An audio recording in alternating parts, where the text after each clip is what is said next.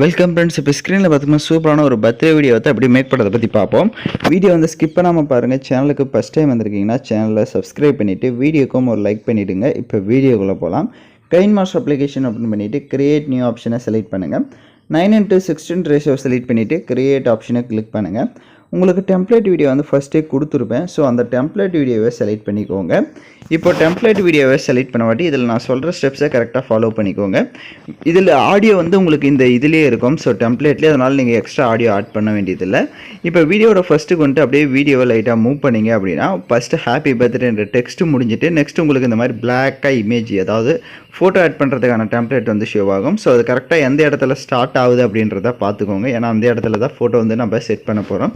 இப்போ இந்த இடத்துல பார்த்தீங்கன்னா ஸ்டார்ட் ஆகுது. இந்த இடத்துல லேயர் ஐகானை கிளிக் பண்ணிவிட்டு நீங்கள் எந்த ஃபோட்டோ வச்சு எடிட் பண்ணலான்னு இருக்கீங்களோ அந்த ஃபோட்டோஸை 1 by 1 செலக்ட் பண்ணிக்கலாம். ஃபஸ்ட் ஒன் ஃபோட்டோ செலக்ட் பண்ணிவிட்டு ஸ்ப்ளிட் ஸ்க்ரீனில் ஃபுல் ஸ்க்ரீன் கொடுத்துருங்க. தேவை அப்படின்னா உங்களோட ஃபோட்டோ வந்து எந்த அளவுக்கு ஜூம் பண்ணுமோ அந்தளவுக்கு கூட ஜூம் பண்ணிவிட்டு அப்படியே அட்ஜஸ்ட்மெண்ட்டில் போயிட்டு ஸ்டேச்சுரேஷன், கான்ட்ராஸ்ட்டு இதெல்லாம் எந்த அளவுக்கு தேவையோ அதையும் இன்க்ரீஸ் பண்ணி பேக்கில் வந்து பிளெண்டிங் ஆப்ஷனில் ஸ்க்ரீன் ஆப்ஷனை கொடுத்துட்டு இப்போ அப்படியே லைட்டாக மூவ் பண்ணி பார்த்தீங்க அப்படின்னா உங்களுக்கு வீடியோ வந்து சூப்பராக வந்து ஷோ ஆகும். இப்போ ஸ்க்ரீனில் பார்த்தீங்கனாலே தெரியும். அப்படியே இந்த வீடியோ வந்து லைட்டாக மூவ் பண்ணிங்க அப்படின்னா இந்த டெம்ப்ளேட் வந்து நெக்ஸ்ட்டு ஃபோட்டோ செலக்ட் பண்ணுறதுக்கு முன்னாடி அப்படியே உங்களுக்கு ஒயிட்டாக அந்த மாதிரி பிளாங்காக வந்து ஷோ ஆகும். ஸோ அந்த இடத்துல அந்த இமேஜை செலக்ட் பண்ணுங்கள். ஃபோட்டோவை ரைட் சைடு சிசர் ஆப்ஷனை கிளிக் பண்ணி ட்ரீம் ரைட் கொடுத்து கட் பண்ணிவிட்டு இப்போ கரெக்டாக இந்த இடத்துல நெக்ஸ்ட்டு ஃபோட்டோஸை ஆட் பண்ணணும். ஏன்னா அந்த இடத்துல லேயர் முடிஞ்சு நெக்ஸ்ட்டு ஃபோட்டோ செலக்ட் பண்ணுற மாதிரி இருக்குது. ஸோ அதே மாதிரி தான் ஒவ்வொரு ஃபோட்டோஸுமே அந்த பிளெண்டிங் ஆப்ஷனில் போய்ட்டு ஸ்க்ரீன் ஆப்ஷனை கொடுத்துட்டு இப்படி லைட்டாக மூவ் பண்ணி பார்த்தீங்க அப்படின்னாலே உங்களுக்கு அந்த கரெக்டாக வந்து அந்த டெம்ப்ளேட் வந்து ஷோ ஆகும். ஸோ அதுக்கேற்ற மாதிரி நீங்கள் ஃபோட்டோஸ் வந்து ஆட் பண்ணிக்கலாம்.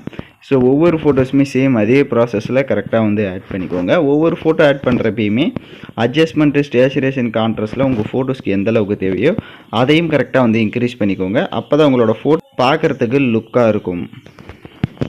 ஸோ இப்போ நான் பார்த்தீங்க அப்படின்னா வெறும் 18 செகண்ட் தான் மேக் பண்ணியிருக்கேன். பட் உங்களுக்கு எத்தனை செகண்ட் வேணுமோ அத்தனை செகண்ட் செட் பண்ணிவிட்டு எல்லா ஃபோட்டோவும் கரெக்டாக ஸ்க்ரீனுக்குள்ளே ஷோ ஆகுதா, ஃபேஸ் எல்லாம் கரெக்டாக தெரியுதான்றதே செக் பண்ணிக்கோங்க.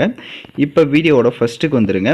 வீடியோவை ப்ளே பண்ணி பாருங்கள். எல்லாம் கரெக்டாக ப்ளே ஆச்சுன்னா எக்ஸ்போர்ட் பண்ணிவிடுங்க.